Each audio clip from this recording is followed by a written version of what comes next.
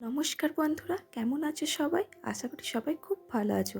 পাঁচ ফোড়নে সবাইকে স্বাগত জানিয়ে শুরু করছি আজকের রেসিপি। আজকে আমি যে রেসিপিটা শেয়ার করব সেটি হলো খুব সিম্পল একটা রেসিপি। চলো তাহলে দেখে নেওয়া যাক। প্রথমেই আমি কড়াইয়ে কিছুটা সর্ষের তেল নিয়ে নিয়েছি। তেল গরম হয়ে এলে এর মধ্যে আমি দিয়ে দেবো কিছু স্লাইস করে কেটে রাখা পেঁয়াজ। এবার পেঁয়াজটাকে আমি খুব ভালো করে বেরেস্তার মতো করে ভেজে নেব। দেখো, এখানে আমার পেঁয়াজগুলো বেরেস্তার মতো করে ভাজা হয়ে গেছে। এবার এটাকে আমি তুলে অন্য একটা পাত্রে রেখে দেব। এবার ওই তেলের মধ্যে আমি দেব কিছু পাঁচ ফোড়ন আর দেব একটা শুকনো লঙ্কা। এবার খুব ভালো করে নেড়ে এর মধ্যে আমি অ্যাড করব কিছু কুচানো পেঁয়াজ।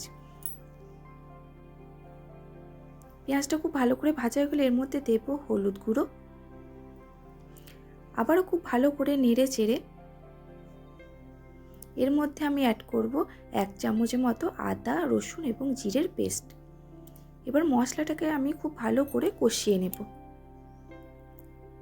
মশলাটা কষানো হয়ে গেলে এর মধ্যে আমি দেব একটা মিডিয়াম সাইজের টমেটো। আবারও মশলাটা খুব ভালো করে কষাবো। এরপর আগে থেকে সেদ্ধ করে রাখা মসুর ডালটা আমি এর মধ্যে অ্যাড করব আর দেব ওই বাটিরই কিছুটা জল। এবার খুব ভালো করে নাড়াচাড়া করে আমি এর মধ্যে দেব স্বাদ অনুযায়ী নুন এবং চিনি।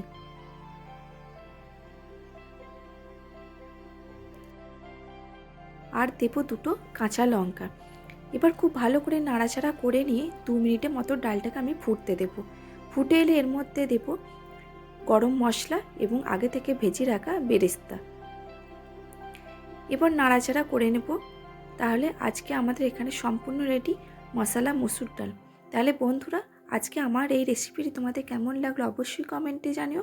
আর যদি ভালো লেগে থাকে তাহলে একটা লাইক করে দিও। তাহলে বন্ধুরা, আজকের মতো এখানেই টাটা। আবার দেখা হবে অন্য কোনো দিন অন্য কোনো নতুন রেসিপি নিয়ে তোমাদের সাথে।